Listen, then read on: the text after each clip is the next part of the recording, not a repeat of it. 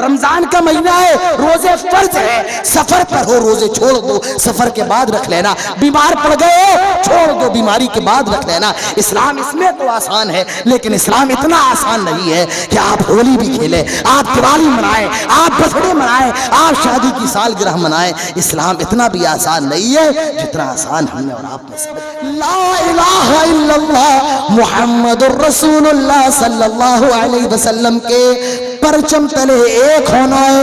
ہمارے درمیان باہمی اختلافات ہو سکتے ہیں، ہمارے درمیان فکریاتی اختلافات ہو سکتے ہیں، ہمارے درمیان مسلک کی اختلافات ہو سکتے ہیں، لیکن کلمے کی بنیاد پر ہم سب ایک ہیں، توحید و سنت کی بنیاد پر، کتاب و سنت کی بنیاد پر ہم سب ایک ہیں۔ میرے پیارے بھائیوں، آپ جس ملک میں رہتے ہیں آپ کی آبادی 20% ہے، اور ایک ایسی بڑی جماعت رہتی ہے جس کی آبادی 80% ہے۔ آپ کو ان سے اپنے رشتوں کو مضبوط کرنا پڑے گا، ان سے اپنے تعلقات کو مضبوط کرنا پڑے گا، ان سے بھائی چارہ قائم رکھنا پڑے گا، اور اسی کا سبق اسلام دیتا ہے، اسی کا سبق ہمیں نبی اکرم کی سیرت سے ملتا ہے کہ موجودہ وقت میں ہماری اور آپ کی ذمہ داریاں کیا ہیں۔ میرے پیارے بھائیوں، ہمیں اور آپ کو اس وقت کرنا کیا ہے، ہماری اور آپ کی رسپانسبلٹی کیا ہے، ہماری اور آپ کی ذمہ داریاں کیا ہیں؟ تو سب سے پہلی ذمہ داری موجودہ وقت میں ہماری یہ ہے میرے پیارے بھائیوں کہ ہمیں اور آپ کو اسلام کی طرف آنا پڑے گا۔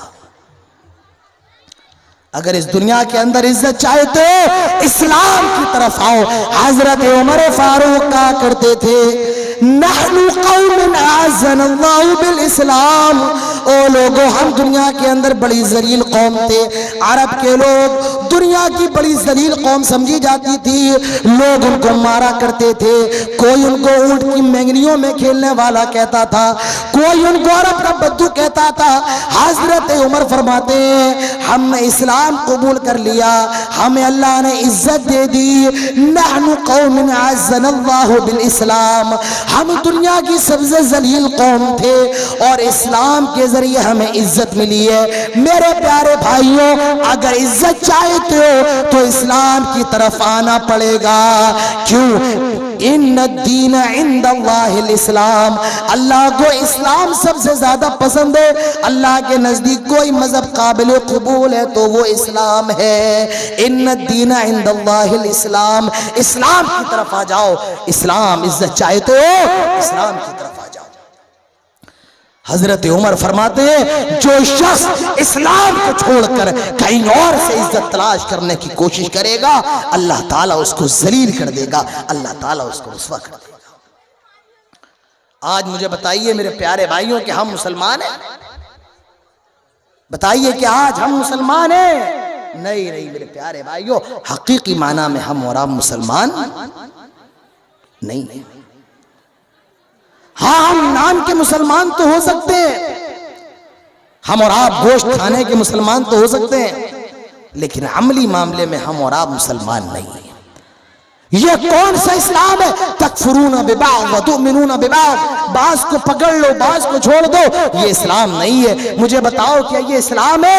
دیوالی آتی ہے تو مسلمان پٹاخے جلاتے ہیں، ہولی آتی ہے تو مسلمان ہولی کھیلتے ہیں، کیا یہ اسلام ہے؟ نہیں میرے پیارے بھائیوں، میں آپ سے یہ نہیں کہہ رہا ہوں کہ آپ ہولی کھیلیں یا نہ کھیلیں، جو کھیلتے ہیں میں ان کو برا نہیں کہہ رہا ہوں، میں آپ سے خطاب کر رہا ہوں، میں مسلمانوں سے کہہ رہا ہوں میرے پیارے بھائیوں، ہم اور آپ مسلمان ہیں، ہم اور آپ اسلام کے ماننے والے ہیں۔ ہمارے مذہب کے اندر صرف 2 تہوار ہیں، ہولی کھیلنا، دیوالی میں پٹاخے جلانا، یہ ہمارا شعار نہیں ہے۔ یہ جن کا فیسٹیول ہے، یہ جن کا تہوار ہے وہ منائے، لیکن یہ جن کا تہوار نہیں ہے وہ اپنے مذہب کو کیوں داؤں پر رکھتے ہیں؟ میرے پیارے بھائیوں مجھے بتائیں کیا یہ مسلمان ہے؟ آج مسلمان برتھ ڈے منا رہا ہے، صاحب کیا منا رہا ہے؟ برتھ ڈے منا رہا ہے۔ آج مسلمان اپنی شادی کی سالگرہ منا رہا ہے۔ میرے پیارے بھائیوں کیا اسلام کے اندر یہ برتھ ڈے منانا ہے؟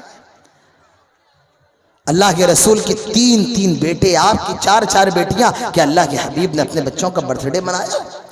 آج مسلمان برتھ ڈے منا رہا ہے۔ میرے پیارے بھائیوں، ہاں اسلام آسان ہے. کیا کہا جاتا ہے کہ اسلام آسان ہے. یہ آپ سے کس نے کہا اسلام آسان ہے؟ نہیں نہیں، اسلام آسان نہیں ہے. اسلام آسان نہیں ہے. سن لیجئے، اتنا بھی آسان نہیں ہے جتنا آسان ہم نے اور آپ نے سمجھ رکھا ہے. ہاں اسلام آسان ہے. اگر کھڑے ہو کر نماز نہیں پڑھ سکتے ہو تو کیسے پڑھ لو؟ بولو، بیٹھ کے پڑھ لو. ہاں اسلام آسان ہے. آسان کیسے؟ اگر کھڑے ہو کر نہیں پڑھ سکتے ہو بیٹھ کر پڑھ لو، اور اگر بیٹھ کر نہیں پڑھ سکتے ہو تو لیٹ کے پڑھ لو. اسلام آسان ہے. اس معاملے میں اسلام آسان ہے. اگر ہاتھوں سے حرکت نہیں کر سکتے ہو تو ہاتھ کے اشارے سے پڑھ لو. اسلام آسان ہے. رمضان کا مہینہ ہے، روزے فرض ہے. سفر پر ہو روزے چھوڑ دو، سفر کے بعد رکھ لینا. بیمار پڑ گئے ہو چھوڑ دو، بیماری کے بعد رکھ لینا. اسلام اس میں تو آسان ہے، لیکن اسلام اتنا آسان نہیں ہے کہ آپ ہولی بھی کھیلیں، آپ دیوالی منائیں، آپ برتھڈے منائیں، آپ شادی کی سالگرہ منائیں. اسلام اتنا بھی آسان نہیں ہے جتنا آسان ہم نے اور آپ نے سمجھ لیا ہے کہ ہم مسلمان ہیں. آج ہمارے محلوں کی مسجدوں میں آ جاؤ، مسجدوں میں دیکھو کہاں گئے مسلمان. آپ آج اس گاؤں کے اندر 10 گرام کی مسجد میں فجر کی نماز میں چلے جائیے گا اور مجھے بتائیے گا آج اس مسجد کے اندر کتنی صفیں ہوئی ہیں کہ ہم مسلمان ہیں. جمعہ کا دن آ جائے مسجدیں بھر جاتی ہیں. مجھے بتاؤ جمعہ کی نماز کے بعد یہ نمازی کہاں چلے جاتے ہیں اور جمعہ کے دن یہ کہاں سے آ جاتے ہیں؟ زمین سے نکل آتے ہیں، آسمان سے ٹپک آتے ہیں. میں بڑا پریشان ہوں. میں اپنی مسجد میں نماز پڑھاتا ہوں، 5 نمازوں میں اتنے مصلی نہیں ہوتے ہیں. جمعہ کے دن اللہ جانے یہ کہاں سے اتنے زیادہ چلے آتے ہیں کہ ہم مسلمان ہیں. اللہ کے نبی ارشاد فرماتے ہیں من ترک الصلاة متعمدا فقد کفر. جس نے جان بوجھ کر نماز چھوڑ دی وہ کافر ہو گیا، اسلام سے نکل گیا. جس نے جان بوجھ کر نماز چھوڑ دی وہ اسلام سے نکل جاتا ہے. میرے پیارے بھائیوں یاد رکھیے، نماز چھوڑنا جان بوجھ کر یہ کفر ہے. ہاں یہ الگ بات ہے کہ ہم اور آپ اس کفر کو کفر عملی کہتے ہیں، لیکن سعودی کے علماء کا کہنا یہ ہے یہ جو کفر ہے یہ کفر عملی نہیں ہے، یہ کفر اعتقادی ہے. اور ان کا یہاں تک کہنا ہے اگر کسی کی بیوی نماز نہیں پڑھتی ہے شوہر کو چاہیے بیوی کو طلاق دے دے.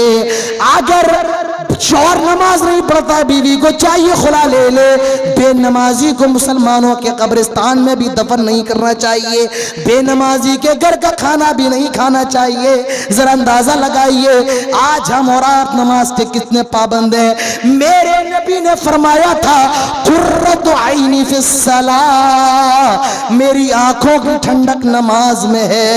اب مجھے بتاؤ کہ آج ہم نے نبی کی ٹھنڈک کو برقرار رکھا ہے؟ آج ہم نے نبی کی آنکھوں کی ٹھنڈک کو چھین لیا ہے؟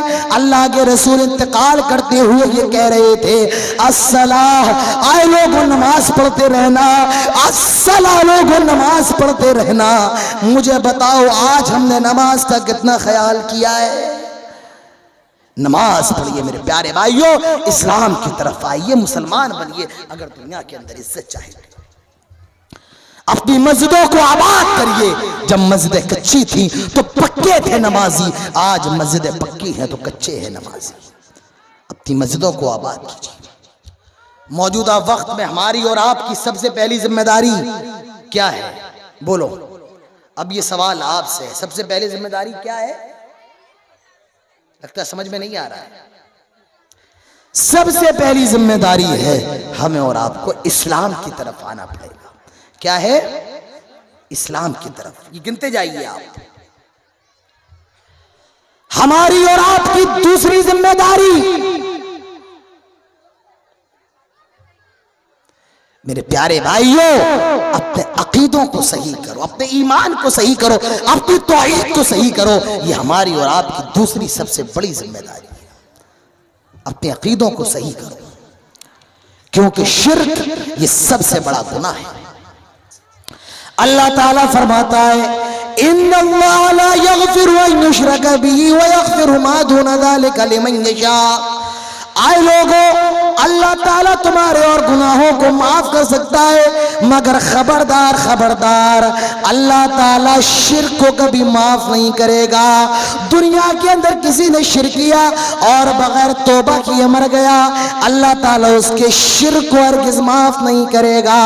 اللہ تعالیٰ فرماتا ہے وَمَن يُشْرِكْ بِاللَّهِ فَقَدْ ضَلَّ ضَلَالًا بَعِيدًا، جو آدمی شرک کرتا ہے وہ دور کی گمراہی میں چلا جاتا ہے۔ ایک جگہ اللہ تعالیٰ فرماتا ہے حرمہم اللہ علیہ الجنہ، اللہ تعالیٰ اس کے اوپر جنت کو حرام کر دیتا ہے۔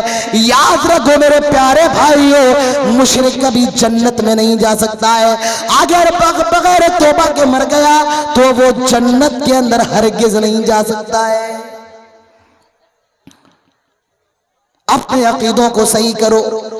ابو طالب کون ہے؟ نبی کے چاچا ہیں، انتقال کا ٹائم قریب ہے، اللہ کے نبی کو خبر ملتی ہے، اللہ کے نبی دوڑے دوڑے جاتے ہیں، دیکھتے ہیں چاچا ابو طالب مرض الموت میں مبتلا ہے، اپنی آخری سانسیں لے رہے ہیں۔ اللہ کے نبی کہتے ہیں آئے میرے چاچا، میری زبان میں ہلکے سے میرے کانوں میں لا الہ الا اللہ کہہ دو، آئے میرے چاچا لا الہ الا اللہ کہہ دو، توحید کا اقرار کر دو، میں آپ کے لیے مغفرت کی دعا کر دوں گا، میں اللہ کے یا آپ کی سفارش کر دوں گا۔ ابو جہل بھی بیٹھا ہوا ہے، ابو لہب بھی بیٹھا ہوا ہے، یہ دونوں کہتے ہیں خبردار خبردار ابو طالب، کیا آخری وقت میں باپ دادا کے دین کو چھوڑنا چاہتے ہو؟ ابو طالب کی زبان سے آخری جملہ جو نکلتا وہ یہ تھا علی ملت عبد المطلب، میں عبد المطلب کے دین پر مرتا ہوں، میں شرک پر مرتا ہوں، ایمان نہ لائے اسلام نہ لائے، مر گئے، انتقال ہو گیا۔ اللہ کے نبی کی محبت جوش میں آئی، آپ نے اپنے ہاتھوں کو اٹھایا، اللہ تعالیٰ فرماتا ہے آئے میرے نبی اپنے ہاتھوں کو نیچا کر لیں۔ کسی نبی کے لیے اور کسی مومن کے لیے یہ جائز نہیں ہے کہ وہ کسی مشرک کی سفارش کر سکے۔ آئے نبی آپ مشرک کی سفارش نہ کیجئے۔ تو میرے پیارے بھائیوں، یہ شرک اتنا بڑا گناہ ہے کہ شرک کا مرتکب یہ ہمیشہ جہنم میں رہے گا اور کبھی جہنم سے نکالا نہیں جائے گا۔ مشرک کبھی جہنم سے نکالا نہیں جائے گا۔ شرک سے بچیے میرے پیارے بھائی۔ آج دیکھیے ہمارے اور آپ کے سماج میں بچہ تھوڑا بیمار ہو جائے، ماں اس کے ہاتھ میں تعویذ باندھ دیتی ہے، اس کے گلے میں تعویذ باندھ دیتی ہیں۔ اللہ کے نبی فرماتے ہیں من علق تمیمتا فقد اشرک، جس نے کوئی دھاگا لٹکایا اس نے شرک کیا۔ تعویذ لٹکانا یہ بھی شرک ہے۔ آپ کے بچے ہیں میرے پیارے بھائی، آپ جب شام کو کاروبار کر کے اپنے گھر پہ آتے ہو، اپنے بچوں کو سمجھاؤ، انہیں توحید کا سبق دو، توحید کا درس دو۔ حضرت لقمان اپنے بیٹے کو سبق دے رہے ہیں یا بنی لا تشرک باللہ، آئے میرے بیٹے خبردار اللہ کے ساتھ کسی کو شریک نہ کرنا، ان الشرک لظلم عظیم، بے شک شرک سب سے بڑا گناہ ہے، یہ شرک سب سے بڑا گناہ ہے۔ میرے پیارے بھائیوں، اللہ کی یہاں مشرک کی معافی نہیں ہے۔ یاد رکھیے دنیا کے اندر سب سے بڑی نیکی توحید ہے اور دنیا کے اندر سب سے بڑا گناہ شرک ہے۔ دنیا کا سب سے بڑا علم توحید ہے اور دنیا کی سب سے بڑی جہالت شرک ہے۔ ہم اور آپ نماز پڑھتے ہیں، ہر نماز میں یہ آیت ضرور پڑھتے ہیں ایاک نعبد و ایاک نستعین۔ میں کہتا ہوں اللہ تعالیٰ نے اس آیت کو بس ایسا سمجھیے اللہ نے انگوٹھی کے اندر نگینے کو لگا دیا ہو۔ 3 آیت اس کے پہلے، 3 آیت اس کے بعد اور بیچ میں یہ آیت ہے ایاک نعبد و ایاک نستعین۔ آئے اللہ عبادت تیری ہی کرتے ہیں اور مدد تجھ سے ہی مانگتے ہیں۔ اچھا اگر اس کا ترجمہ یہ کر دیا جائے ارے چائے والے بھائی صاحب چائے ابھی رہنے دے، تقریر کے بعد پلائیے گا، ابھی رہنے دے۔ میں آپ سے بار بار کہتا ہوں ایک مسلمان کے اندر تڑپ ہونا چاہیے۔ اللہ کی قسم جب میں قرآن پڑھتا ہوں میری روح خوشبودار ہو جاتی ہے، میں نبی کی حدیث پڑھتا ہوں میرا دل خوشبودار ہو جاتا ہے اور مجھے بس ایسا لگتا ہے کہ سارے لوگ بیٹھے رہے، نبی کی حدیث پڑھی جا رہی ہے۔ تو میرے پیارے بھائیوں، اگر میں آپ کے سامنے ایاک نعبد و ایاک نستعین کا ترجمہ یہ کر دوں، آئے اللہ میں عبادت تیری بھی کرتا ہوں اور مدد تجھ سے بھی مانگتا ہوں، بتائیے یہ صحیح ہوگا؟ صحیح ہوگا؟ یہ صحیح نہیں ہوگا۔ کیوں؟ ایک نقطہ میں آپ کو بتاؤں، بڑا حیران کر دینے والا نقطہ۔ تیار ہیں؟ سب تیار ہیں؟ دل تھام کر کے سننا، تھوڑا آواز بڑھا دو۔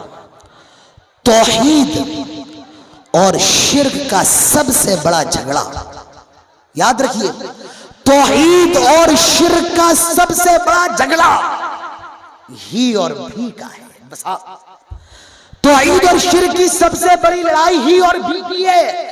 اگر عبادت اللہ کی ہی ہے یہ توحید ہے، اور عبادت اللہ کی بھی ہے یہ شرک ہے۔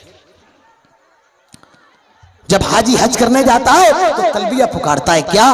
لبیک اللہم لبیک لا شریک لک لبیک، آئے اللہ میں حاضر ہوں، آئے اللہ میں حاضر ہوں، تیرا کوئی شریک نہیں ہے، آئے اللہ میں حاضر ہوں۔ آج سے 1400 سال پہلے جب کفار اور مشرکین خانہ کعبہ کا طواف کرتے تھے وہ بھی یہ تلبیہ پکارتے تھے، لبیک اللہم لبیک، آئے اللہ میں حاضر ہوں، آئے اللہ میں حاضر ہوں، لا شریک الا شریکا تملکہ وما ملکت، آئے اللہ تیرا کوئی شریک نہیں ہے مگر کچھ شریک ایسے ہیں جن کا بھی تو مالک ہے، آئے اللہ ہم تیری بھی عبادت کرتے ہیں ان کی بھی عبادت کرتے ہیں۔ یہی شرک ہے، یہی شرک ہے کہ عبادت اللہ کے ساتھ غیر اللہ کی بھی کی جائے، اور توحید یہ ہے کہ عبادت صرف اور صرف اللہ کی جائے۔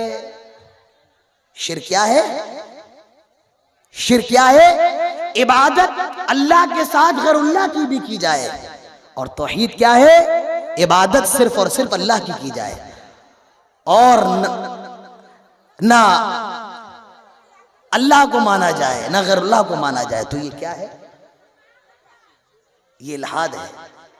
یہ کیا ہے؟ یہ الحاد ہے۔ بات سمجھ رہے ہو؟ صرف اللہ کی عبادت کرنا یہ توحید ہے، اللہ کی بھی عبادت کرنا یہ شرک ہے، اور اللہ کو ہی نہ ماننا یہ الحاد ہے۔ یہ تین چیزیں ہیں، توحید، شرک اور الحاد۔ تو میرے پیارے بھائیوں اپنے عقیدوں کو مضبوط کیجیے، توحید سمجھیے۔ اللہ تعالیٰ فرماتا ہے، سورہ کہف اٹھاؤ آخری آیت دیکھو، اللہ تعالیٰ فرماتا ہے، آئے لوگوں تم میں جو بھی اللہ سے ملاقات کرنا چاہتا ہے، تم میں جو بھی اللہ سے ملنا چاہتا ہے اس کو دو کام کرنا پڑیں گے۔ پہلا کام فَلْيَعْمَلْ عَمَلًا صَالِحًا، نیک عمل کرنا ہے، وَلَا تُشْرِكْ بِعِبَادَةِ رَبِّهِ أَحَدًا، اور اللہ کے ساتھ کسی کو شریک نہیں کرنا ہے۔ اگر یہ دو کام کر لیے اللہ تعالیٰ فرماتا ہے مجھ سے ملاقات ہو جائے گی۔ میرے پیارے بھائیوں توحید سمجھو، اللہ پر اپنا ایمان مکمل کرو، اللہ پر اپنا ایمان پختہ کرو، قرآن پڑھو، قرآن پڑھو، قرآن پڑھو۔ ہم اور آپ آیت الکرسی پڑھتے ہیں لیکن میرے پیارے بھائیوں ہم اور آپ آیت الکرسی نہیں سمجھتے ہیں۔ اگر اللہ کی قسم سمجھ جائیں، ہمارے اور آپ کے عقیدے مضبوط ہو جائیں، ہم اور آپ پکے سچے موحد بن جائیں، کیا کہا جا رہا ہے؟ اللہ لا الہ الا هو الحی القیوم لا تأخذہ سنۃ ولا نوم لہ ما فی السماوات وما فی الارض من ذا الذی یشفع عندہ الا بإذنہ۔ یہ آیت الکرسی کہا جا رہا ہے اللہ لا الہ، اللہ کے علاوہ کوئی عبادت کے لائق نہیں ہے، اللہ کے علاوہ کسی کی عبادت نہیں کی جائے گی۔ عبادت کس کی ہوگی؟ صرف اللہ کی، اللہ کے علاوہ کسی کی عبادت نہیں ہوگی۔ اور ایک نقطہ میں آپ کو بتاؤں، ماشاءاللہ علماء بیٹھے ہیں سب متوجہ ہوں، بڑا اہم نقطہ، میرا خیال ہے زندگی میں یہ کبھی سنا ہی نہیں ہوگا۔ آیت الکرسی کے اندر، آیت الکرسی کے اندر ایک دعویٰ ہے اور اس دعوے کی 9 دلیلیں ہیں۔ کیا ہے؟ ایک دعویٰ ہے، اور اس دعوے کی اللہ نے 9 دلیلیں دی۔ دیکھو پہلا دعویٰ کیا ہے؟ دعویٰ اللہ لا الہ الا ہو، اللہ ہی عبادت کے قابل ہے، اللہ کے علاوہ کسی اور کی عبادت نہیں کی، عبادت صرف اللہ کی، دعویٰ ہے۔ اب اس کی دلیل الحی القیوم، اللہ تعالی زندہ ہے اور ہمیشہ قائم رہنے والا ہے۔ پہلا دعویٰ اللہ تعالیٰ کی عبادت کی جائے گی، دلیل کیا ہے؟ الحی، اللہ تعالیٰ زندہ ہے۔ آپ کہہ سکتے ہیں زندہ تو ہم بھی ہیں، زندہ تو ہم سب بھی ہیں۔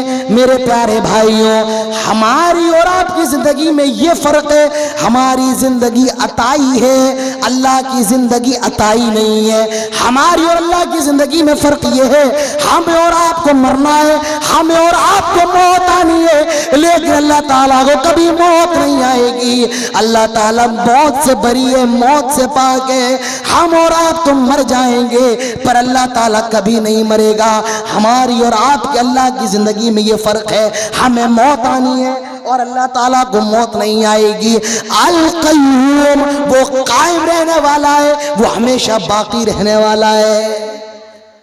لا تأخذہ سنۃ ولا نوم، نہ کبھی اللہ کو اونگ آتی ہے اور نہ کبھی اللہ کو نیند آتی ہے۔ اچھا یہ بتاؤ، اونگ پہلے آتی ہے نیند پہلے آتی ہے؟ اونگ پہلے آتی ہے نیند پہلے آتی ہے؟ اونگ پہلے آتی ہے۔ اچھا اونگ کیا ہوتی ہے؟ دیکھو آدمی بیٹھا ہے اور یہ اونگ ہے، اور نیند کیا ہے؟ آدمی سو گیا، یہ نیند ہے۔ جب انسان غافل ہوتا ہے، جب انسان تھک جاتا ہے تو اسے اونگ آنے لگتی ہے۔ جب انسان غافل ہوتا ہے، تھکان ہوتی ہے تو انسان کو اونگ آنے لگتی ہے، اور جب انسان بالکل تھک جاتا ہے تو وہ سو جاتا ہے۔ تو معلوم یہ چلا کہ اونگ جو ہوتی ہے یہ غفلت کی، تھکان کی ابتدا ہوتی ہے، اور نیند یہ غفلت کی، تھکان کی انتہا ہوتی ہے۔ لا تأخذہ سنۃ ولا نوم، اللہ تعالیٰ غفلت کی ابتدا سے بھی پاک ہے، اللہ تعالیٰ غفلت کی انتہا سے بھی پاک ہے۔ نہ اللہ کو اونگ آتی ہے، نہ اللہ کو نیند آتی ہے۔ اچھا ایک بڑا پیارا نکتہ، بڑا پیارا، اللہ نے کیا کہا؟ لا تأخذہ، اسے پکڑتی نہیں، اسے پکڑتی نہیں۔ اچھا جو چیز پکڑی جائے وہ اوپر ہوتی ہے نیچے ہوتی ہے؟ وہ نیچے ہوتی ہے۔ لا تأخذہ، اسے پکڑتی نہیں ہے، معلوم یہ چلا اللہ ہمیشہ بلند ہے اور ہمیشہ بلند رہے گا۔ تو اللہ کی یہ دعوے کی دلیل دی جا رہی ہے، وہ زندہ ہے، ہمیشہ رہے گا، اسے اونگ نہیں آتی ہے، اسے نیند نہیں آتی ہے۔ لہو ما فی السماوات وما فی الارض، زمین کے اندر جو کچھ بھی ہے سب اس کی ملکیت ہے۔ من ذا الذی یشفع عندہ الا باذنہ، کون ہے جو اس کی اجازت کے بغیر اس سے سفارش کر دے؟ من ذا الذی یشفع عندہ الا باذنہ یعلم ما بین ایدیہم وما خلفہم، جو تمہارے آگے جو تمہارے پیچھے وہ ساری چیزوں کا جاننے والا ہے۔ ولا یحیطون بشیء من علمہ الا بما شاء وسع کرسیہ السماوات والارض ولا یؤودہ حفظہما وہو العلی العظیم۔ اللہ تعالیٰ فرماتا ہے اور اللہ کی جو کرسی ہے، وسع کرسیہ السماوات والارض، یہ زمین و آسمان کو گھیرے ہوئے ہے۔ اچھا یہ جانتے ہو کہ اللہ کی کرسی کیا ہوتی ہے؟ آپ کو پتا ہے اللہ کی کرسی کیا ہوتی ہے؟ خیر نہیں عرش نہیں ہوتا ہے، بات آ رہی ہے تو انشاءاللہ بتا، سب نالج کی چیزیں یاد رکھیے گا۔ میرا دل چاہتا ہے میں جب بھی کوئی بات بتاؤں تو اس کو ادھورا نہ چھوڑوں، اس کے اندر نکات آپ کے سامنے بتاتا جاؤں۔ دیکھو اللہ کی کرسی کیا ہے، حدیث کے اندر آتا ہے کہ اللہ کی کرسی کہتے ہیں موضع قدمین، جہاں اللہ تعالیٰ اپنے دونوں پیر رکھتا ہے، جہاں اللہ اپنے دونوں پاؤں رکھتا ہے، وہ اللہ کی کیا ہے؟ کرسی ہے۔ اللہ کی کرسی کیا ہے؟ جہاں اللہ تعالیٰ اپنے دونوں پاؤں رکھتا ہے. اس سے معلوم یہ چلا کہ اللہ تعالیٰ کے پیر ہیں، دو پیر ہیں، اللہ تعالیٰ کے دو پیر ہیں. بہرحال اللہ کی کرسی کیا ہے؟ جہاں اللہ تعالیٰ اپنے دونوں پیر رکھتا ہے. اور اللہ کی کرسی کتنی بڑی ہے؟ عبداللہ ابن مسعود کہتے ہیں کہ یہ ساتوں زمینیں، ساتوں آسمان جو طبق در طبق ہے، ان ساتوں زمینوں، ساتوں آسمانوں کو کھول دیا جائے، یہ ساتوں زمینیں، ساتوں آسمان اللہ کی کرسی کے مقابلے میں اتنے چھوٹے ہیں، اتنے چھوٹے ہیں جس طرح ایک بڑا سا جنگل ہو اور اس جنگل میں پڑی ہوئی ایک معمولی سی انگوٹھی ہو. یہ زمین و آسمان اللہ کی کرسی کے مقابلے میں اتنے چھوٹے ہیں.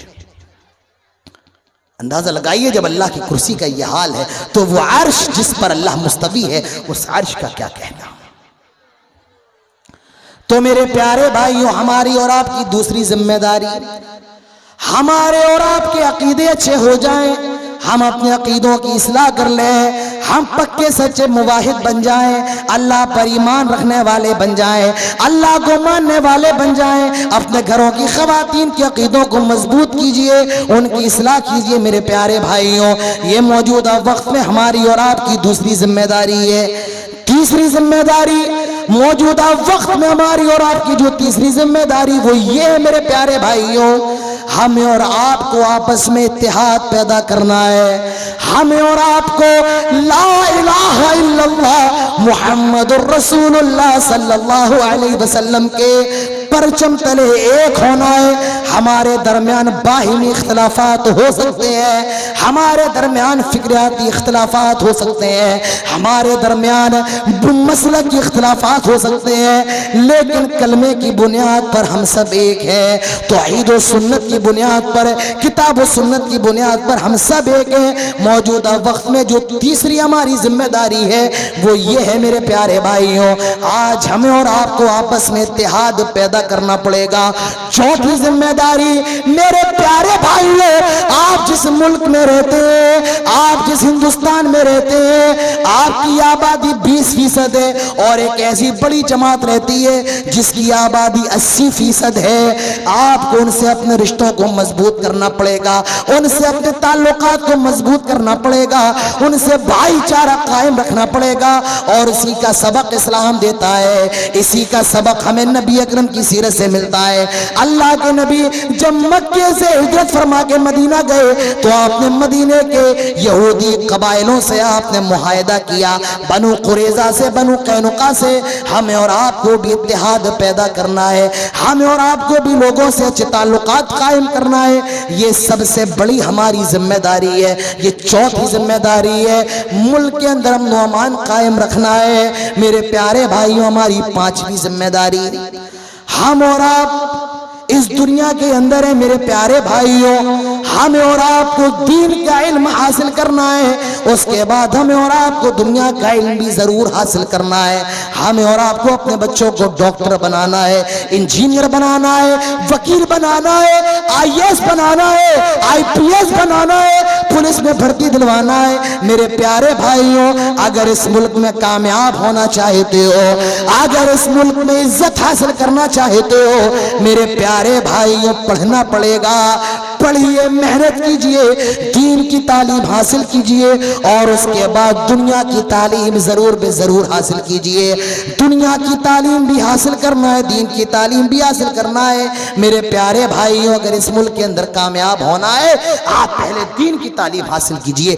دین کی تعلیم آپ پر فرض ہے اور اس کے بعد دنیا کی تعلیم آپ کو حاصل کیجئے. میرے پیارے بھائیوں، دنیاوی میدان میں آئیے، آپ پولیس میں جائیے، آپ آرمی میں جائیے، آپ IPS کی تیاری کیجئے، آپ IAS کی تیاری کیجئے، آپ اپنے گاؤں کا چناؤ لڑیے، آپ ودھائکی کا چناؤ، آپ کو یہ سب کرنا پڑے گا. اس دنیا کے اندر ہے میرے پیارے بھائیوں، ہم اور آپ اس دنیا سے الگ نہیں ہیں. دنیا میں رہ کر ہمیں سب سے تعلقات قائم کر کے اپنے اسلام کو برقرار رکھنا ہے، اسلام پر چلنا ہے. تو دنیا کے اندر یہ ساری چیزیں بھی آپ کو کرنا پڑے گی میرے پیارے بھائیوں. یہ موجودہ وقت میں ہماری اور آپ کی بہت بڑی ذمہ داری ہے. کتنی چیزیں ہو گئی؟ کتنی چیزیں ہو گئی؟ 4 یا 5؟ غالباً 4-5 چیزیں ہو گئی. چھٹی چیز میرے پیارے بھائیوں، ہمیں اپنے اندر اخلاق پیدا کرنا ہے۔ معاف کیجئے، آج ہمارے اور آپ کے اندر اخلاق کی بہت کمی ہے۔ ہم اور آپ اس نبی کے ماننے والے، ہم اس نبی کی رسالت کا ڈنکا بجانے والے، جس نبی کے بارے میں اللہ نے کہا ہے وَإِنَّكَ لَعَلَىٰ خُلُقٍ عَظِيمٍ، نبی اکرم کے اخلاق دنیا کے اندر سب سے زیادہ اعلیٰ ہے، سب سے زیادہ بلند اخلاق جناب محمد الرسول اللہ صلی اللہ علیہ وسلم کے ہیں۔